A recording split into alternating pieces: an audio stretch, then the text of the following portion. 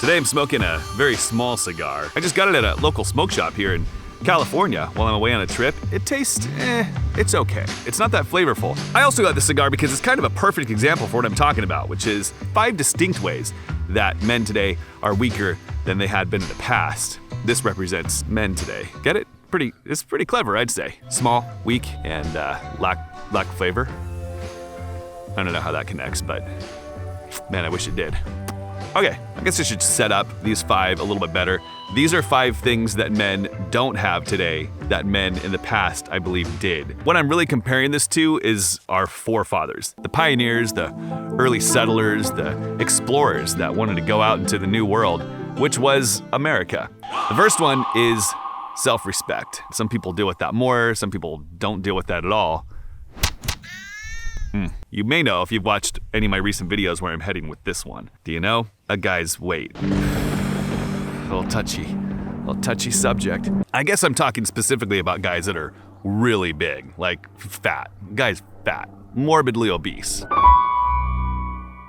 And specifically, I'm talking about the guys who just don't care. I used to say, well, you can't control when you're gonna go. I could walk out the door tomorrow and die.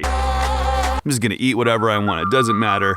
It comes across like you don't value your life enough to do everything you can to make it the best that it can be for yourself and for other people. Of course, I could go out tomorrow and die, but assuming that doesn't happen, assuming I don't die of unnatural, crazy causes, I've got to do everything I can to be as healthy as I can. I mean, within reason. I'm not saying go out and be stupid about it. Taking care of myself, at least I'm doing everything I can to live as long as I can because I love the life I have with my family.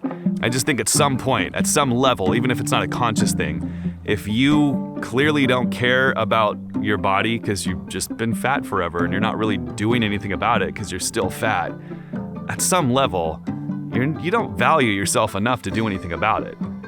And I think for me, my wife and kids meant more to me than eating whatever I wanted and just not caring. It's like at some point I had to take responsibility for where I was and be like, okay, this is ridiculous. This is actually affecting them. They're more important than this. So getting healthy for me was about them. Okay, number 2, something that men today I think lack that men in the past had. I think this one's obvious. Self-reliance. Today, everything can be done for you. You really don't have to do much. In the old days, you had to build a life for yourself and for your family. Like literally, you had to cut down trees to make your house. You had to maybe make the axe handle. You didn't have insurance. You didn't have health care that should be afforded to everybody. Should be a right. You didn't have Targets and Starbucks, and all you had is yourself. And because you relied on yourself, there was no one else to blame if things went bad. So men tended to be more responsible for themselves and the situation they were in. I think self-reliance is an important trait for men to have for a lot of reasons that what is the problem? I think self-reliance is pretty obvious. I probably don't need to go into it too far. I think everyone would be like, yeah, for sure. It's lacking. And I think it's probably important to bring back at least to some level. Let me know what you think about that in the comments and how, if you yourself have built more self-reliance in your life, how have you done it? How should other men do it in today's world where you don't have to be self-reliant? At least not like you used to. Number 3 is attached to the last one. Number 3 is attached to number 2, and that's self-ownership, which isn't really a real term. I made it up. I think it works. But a lot of men, families, men and women, rely on other people to do everything for them. Is that true? So because of that, it's easy to blame other people for where we're at in life. The gas prices, your work, all of that's controlled by somebody else. How much is actually under your control? That for sure is something we can fix.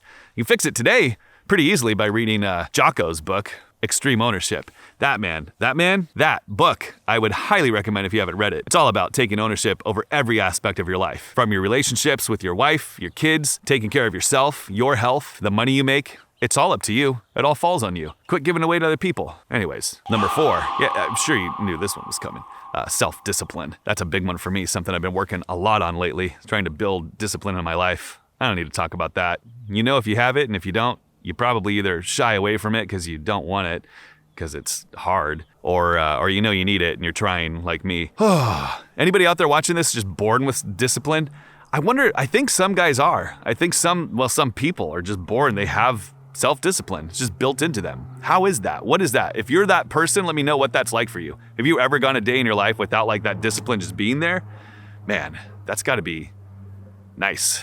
Last but not least, this one, I switched around, tricky one. This one is self-focus. It's a lot of men are full of is just themselves. They focus on themselves too much. Start to feel bad about themselves, think about themselves too often. Dang, there's men that leave their families. What families? It makes me emotional. Idiots. Literally, there's men that leave their families. How self-focused, self-involved do you have to be to do that? It's insane.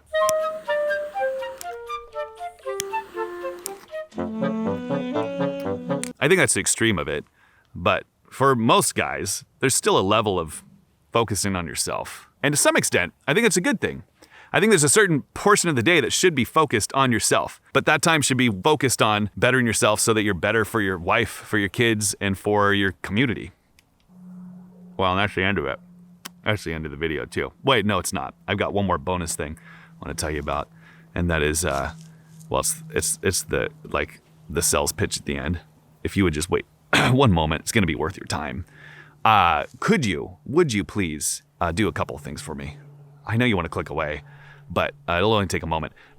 First of all, there's 2 levels of commitment here that I'm interested in. Oh, that sounds stupid. 2 levels of commitment I'm interested in. I take that back, I'm sorry. Would you, if you would, do all the things that YouTube would like you to do, like subscribe, comment, and share the video. It'd be super helpful. If you want to go to the next level, the people who, man, they're my favorite people, the patrons of this channel who have decided to support the channel. Not support the channel, support this endeavor, this push toward becoming better men through Patreon. And also, I opened started a membership side to YouTube where I shot like 10 videos specifically only for members of the Suburban Pilgrims channel. You can do it, you can do that. You can become a member. Man, I feel like my brain's gone today. Oh well. Did you like this video? I hope this video is better than the cigar. The cigar was not very good. I'm gonna put it out because it was kind of bad. Oh well, thanks for watching. Appreciate it.